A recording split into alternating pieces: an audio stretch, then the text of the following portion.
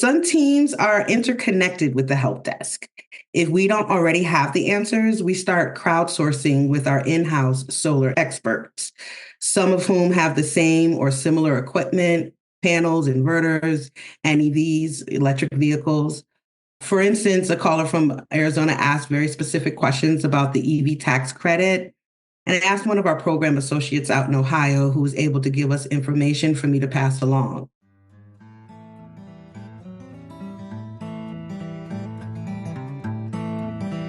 Nearly 5 million American households have solar installations, largely representing early adopters willing to take a chance on a reliable but novel technology. But as the industry grows, more attention has been brought to ensuring that customers have the right information to get a good deal, with some unfortunate stories of bad actors causing bad experiences. Where can consumers go for help? Nonprofit Solar United Neighbors, or SUN, advertises its help desk as, quote, solar expertise, agenda-free. They offer a threefold approach to helping customers get a good solar deal: hand-holding through going solar, including through SUN's buying groups, customer support for those that have solar, and advocacy for consumer protection laws and standards. Joining me in August 2024, two members of Solar United Neighbors explained their role in solar consumer protection: Help Desk Manager Jani Hale and Policy and Rural Energy Director Liz Veazy. Jani and Liz, welcome to Local Energy Rules. Hi, John. Thank you. Thanks, John. Great to be back. So Liz, you already got to answer this question that I like to ask everybody about how you got into this work. So I'm going to go to Jani instead and just ask you, Jani, how did you get into this work? How did you end up doing a help desk for solar customers? What's your story? Yeah, so I've been in consumer-facing roles for over 20 years now in the social work and hospital administration industries. So my training and experiences have helped me in situations like when a solar owner contacts us, then they're angry or distraught and frustrated with their installer. And some consumers don't understand their contract or the complexities that are involved or confused by the process. So my experience as a hospital administrator has done me well to practice a little bit of patience and empathy when dealing with consumers that are in not so good situations. For example, I had a homeowner in Illinois that emailed me about complaining that they were waiting for months after they've already had a walkthrough with the installer and they wanted them to start work. So we did a little research and found out that there were permitting delays in that area. So it wasn't entirely the installer's fault. But I love it here at Sun. It's a great come up. I just love that you gave this example about permitting, because I literally yesterday was recording an episode with folks from the Interstate Renewable Energy Council and World Resources Institute about solar permitting. And we talked specifically about those delays and how they can be so frustrating compared to, like, if I want to buy a refrigerator, I go and I buy it and it's like, maybe it's 2 days before it will get delivered. Or if I buy a TV, I get it that day. And I buy solar and it's like, oh, well, it might be weeks. It could be months. It can be such a frustrating process sometimes. So it's great that you're there to help mediate that for folks and to help explain it to them from the standpoint of having lots of experience knowing that. So more and more people are putting solar on their roofs every year. Could you talk about what are some of the common issues that people might have, or what they might need to know to avoid any pitfalls? Yeah, so the help desk provides steps for consumers to take depending on their issue. Say, for instance, a person tells us they're overwhelmed with the many solar companies out there, or they don't know where to start. As a part of our consumer education standard, we give them step-by-step instructions on how to go solar on their own, shop for installers, and what to ask. We get a lot of inquiries that some people just don't understand their utility bill or production app. So we ask them to send it over so we can review and explain it. Same goes for proposals and contracts. Now, we're not attorneys or accountants, but we can look for any red flags. We advise consumers to get a few bids for comparison. For folks who already have panels and are in dire straits, we share our consumer protection resources, like how to submit a complaint to the Better Business Bureau and their local attorney general. On occasion, when installers go out of business, there are already maybe a class action suit in progress. So contacting the AG or attorney general is a major step. I'll give you an example. A retired couple from Florida called our hotline with an orphan system and worried about repairs to their damaged system. What touched my heart in this case was that they knew the system would outlive them, but their main concern was passing down those problems to their children and grandchildren who would eventually inherit the property. As a part of our consumer remediation initiative, we've cultivated a partnership with a pro bono legal program that will assist consumers with things like finding loopholes to get them out of bad contracts.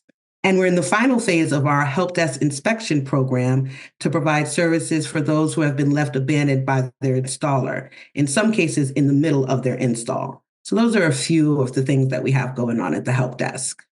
That's amazing that you've got kind of the whole breadth of the experience going solar, but I'm just getting started. Maybe I don't understand my utility bill and whether or not this will work. Maybe I'm in the process and I don't know how to review a bid or even afterwards.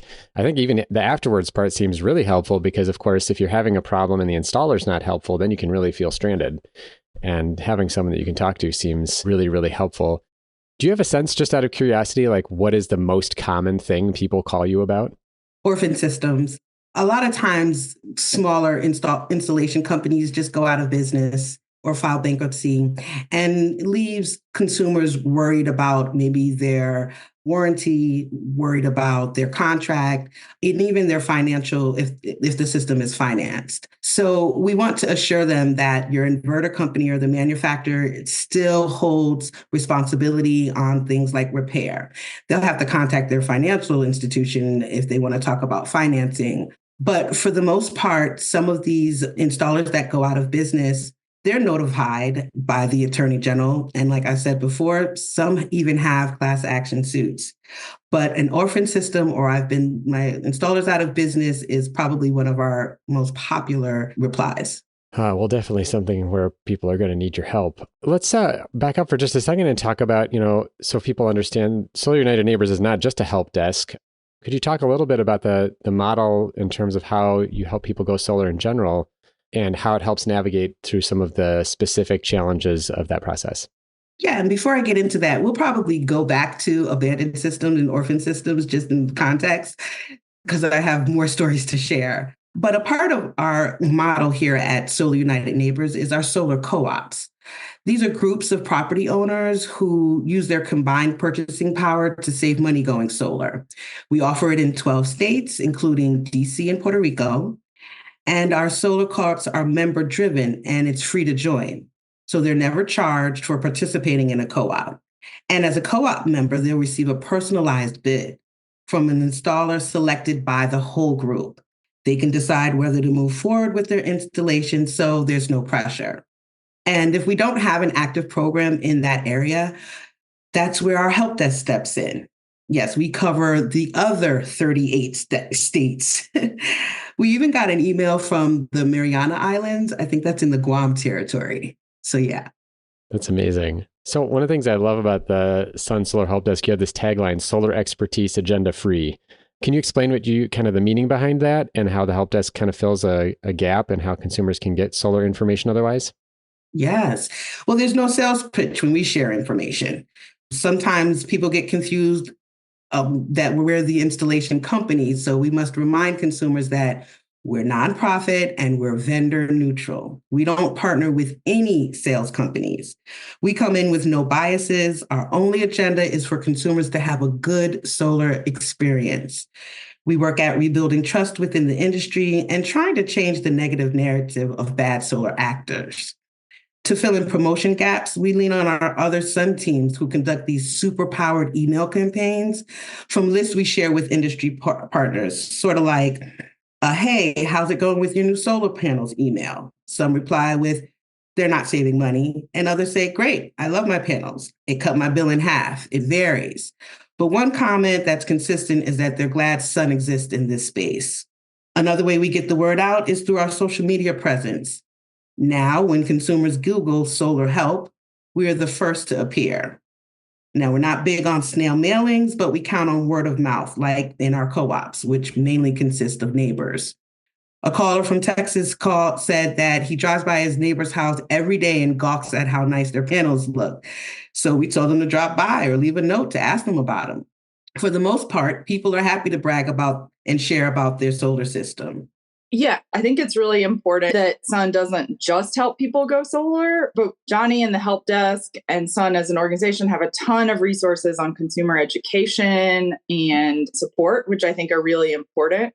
But Sun builds on that and then brings people together to fight for our energy rights and to fight for better solar policies together. And that's a really important part two of our model, right? So I think it's really important to maintain fair credit for solar and fair grid interconnection policies and reduce barriers to going solar so that we can help more people go solar and help build a stronger movement to continue supporting these policies. So it's sort of a cycle where we're continuing to help build the movement of people that have solar and then help organize those people to make sure that we have strong policies. Yes, thank you, Liz. That's a super important part. Yeah, thanks, Liz. I want to ask another question about using the help desk, and then also just kind of like how Sun covers its cost. It sounds like I don't have to go solar with Sun or make a donation to use the help desk, that it's just freely available. So I guess my question there would be, first of all, is that right? And how does Sun then cover its costs for providing the help desk service? No, yeah, although we would like for those to go solar with one of our co-ops because it ensures that the installer is vetted and the contract is beneficial, but sometimes that's just not possible, especially for those in states where we don't have on-the-ground staff. And we know for some that this is a lifetime investment. So we advise people to take their time. They shouldn't feel rushed in making a major decision. And donating is great, but it's not mandatory. But it is one of the ways we are able to provide this free service. A consumer from Maryland, I think, informed us last month that they just scheduled a home assessment, but they've been in contact with our solar help desk for almost 2 years now. So they're taking their time and shopping so that they can make an informed decision. That's amazing that they've been taking advantage of the conversation with you for that long and still on the solar journey.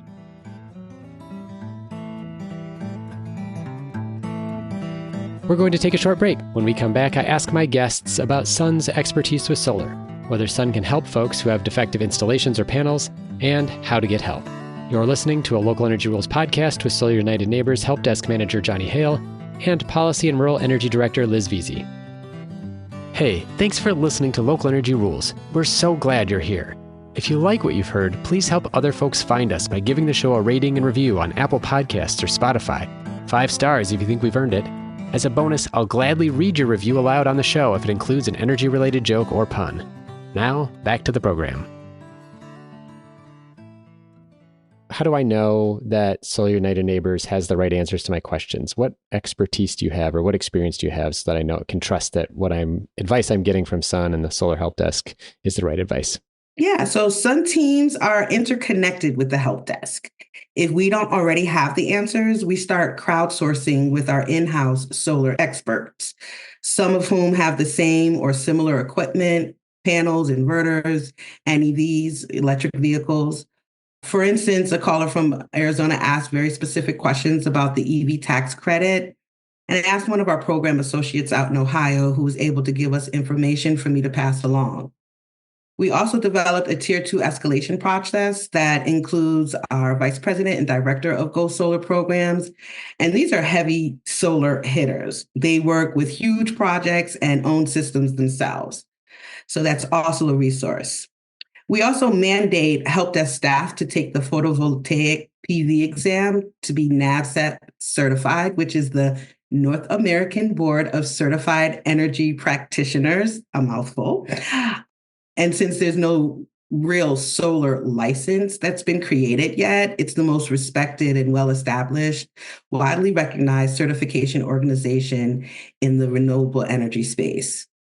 You know, it's interesting you mentioned there that a lot of the staff at Sun that are able to help might have solar themselves or EVs or other things that people are curious about. Is there like a Sun buying co-op for employees? Is that something that is intentional of like trying to help people go solar because of that usefulness in terms of both like the knowledge in your work about policy or the knowledge to work at the help desk? No, but that is a great idea. I think Liz would nod her head to that as well, but I'm going to write that down. That's great. So you already answered this next question I had a little bit about, can I get help if I already have solar panels? Could you give me, I don't know if an example or just, some idea of like if I have a maintenance question or a defective panel, I'll actually give you a personal example. So fortunately, the solar company that I went solar with is still in business, and I did use Solar United Neighbors. So I'm not just an interviewee, I'm also a customer. And I found it really helpful, actually, because the idea of getting multiple bids and going through that process, even for someone who lives in the energy policy space, was still a little bit intimidating. But anyway, we were out of town over Christmas, and our house sitter calls us and is like, there's this big sound on the roof. And I went outside and took a picture, and one of the solar panels had fallen off the racking. And I just can imagine that sometimes that might happen to other people, and maybe their solar installer isn't in business anymore, or they can't reach them. How would you help someone in that situation? Yeah, I'm so sorry to hear about that.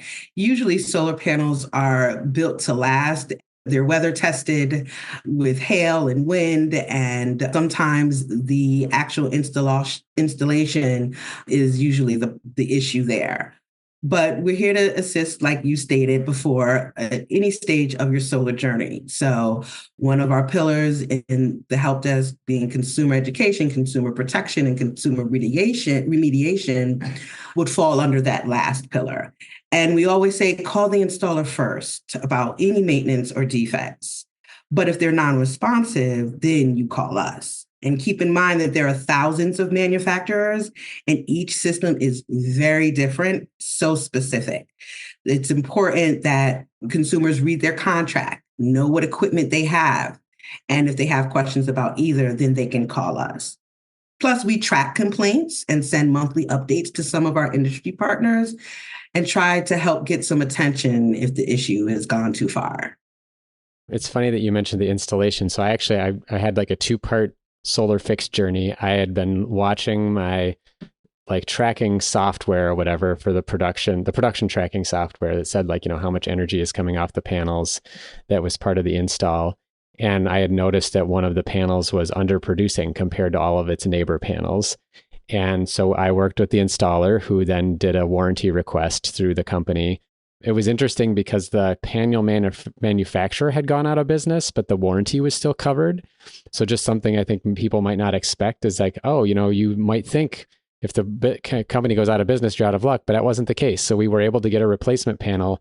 And that's what had happened, is that the mounting hardware was slightly different for the new panel than for the original ones. And so it was just a little loose, and it happened to be the one that was faced into the wind, basically. And so it got shaken off by a really big windstorm in that particular case. And he was able to go back up there, and to his credit, on Christmas Day was on my roof after a snowstorm, getting the panel installed again. So hat tip to Solar Farm in Minnesota. Great customer service in terms of standing by their installations. But it also made me feel grateful that I knew that I had Sun that I could talk to as a backup in that situation if they hadn't been responsive. So anyway, quite a story. Yes, it was. I'm so glad that they were able to come out there. And yeah, for the most part, solar installation companies want to help, but there are a few bad actors out there, and we're just trying to change that negative narrative. So I'm glad to hear that this was a successful outcome. Yeah. Speaking of that and kind of the issue with bad actors, what else is Solar United Neighbors doing beyond the help desk to promote solar consumer protection? So the help desk and solar consumer education and resources are really important, but I think Sun realizes that we need to do more than that. So we are engaged in regulatory dockets, work on state policy, and our VP of Go Solar programs has been very involved in helping develop the Solar Energy Industry Association, or SEIA's Consumer Protection Standard, which it's good timing now because that draft is now open for public comment through September 9th. And the standards follow the American National Standards Institute, or ANSI, requirements for standards. So that's, those are a few things. And we're working on inclusion of a pretty straightforward 1-page disclosure form as an appendix to those standards, to try to help increase transparency and access to information about solar sales for people by encouraging that. So a lot of state energy markets are overseen by public regulatory commissions, like public utilities commissions or public service commissions. So there's these, appointed or elected regulators who are overseeing the energy markets. They're usually overseeing utilities, but this is also related to that. You also have state legislatures, which are obviously passing consumer protection legislation all the time, from everything from like used cars to consumer products. So what I hear is that your son is actually out in that space working on stuff that states could pass or adopt, policies that they could adopt that would help protect solar customers specifically.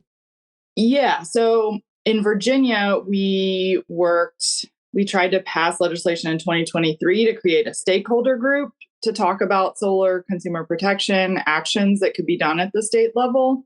That legislation didn't pass, but we did work to try to engage some of the groups around that. So we worked to engage interested parties from the solar industry, local solar installers to national, the Attorney General's office, consumer groups in the state.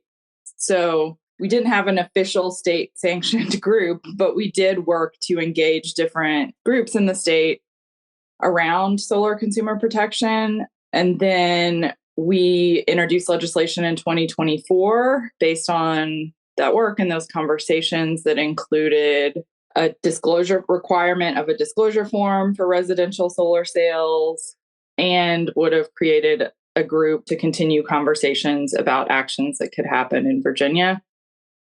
That legislation actually passed, but then the governor did a line item veto of parts of it, and the legislature was like, no, that's not what we wanted. And so it died.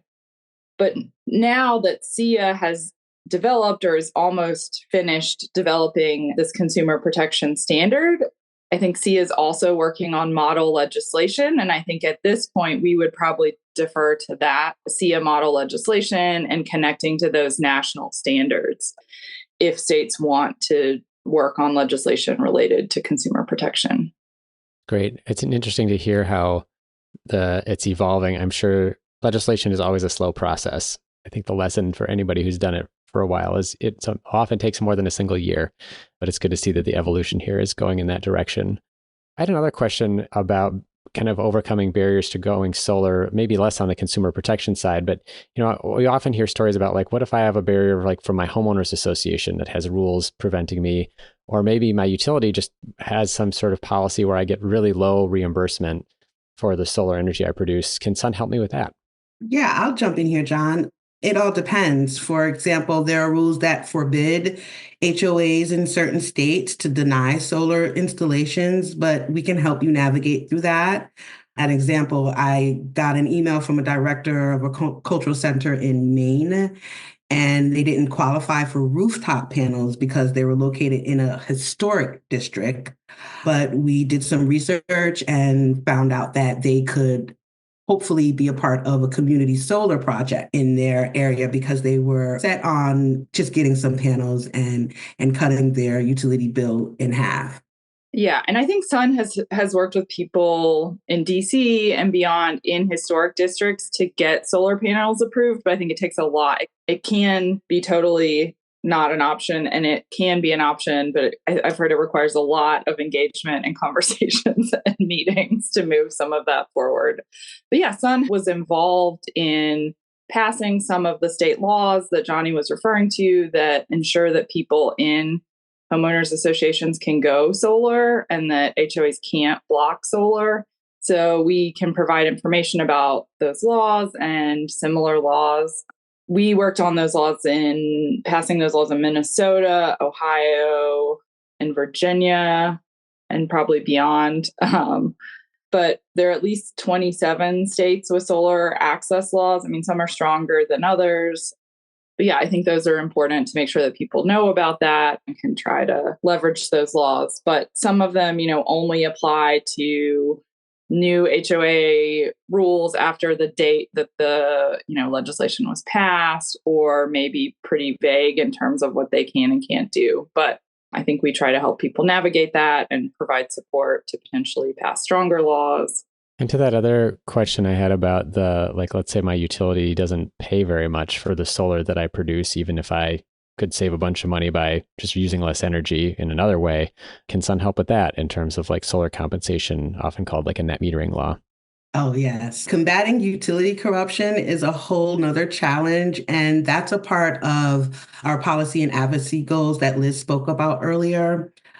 Even if folks don't have or want solar, we encourage everybody to join the fight that Liz talked about earlier. So I'm going to just do a little plug here. When you go to our website at www.solarunitedneighbors.org, click on the Take Action tab. That'll bring you to our sign up page. So you'll see on that page that we want to stop utilities from charging us for things like lobbying expenses and political contributions, and make it harder for utilities to increase our rates, and stop utilities from using our money to lobby against our interests.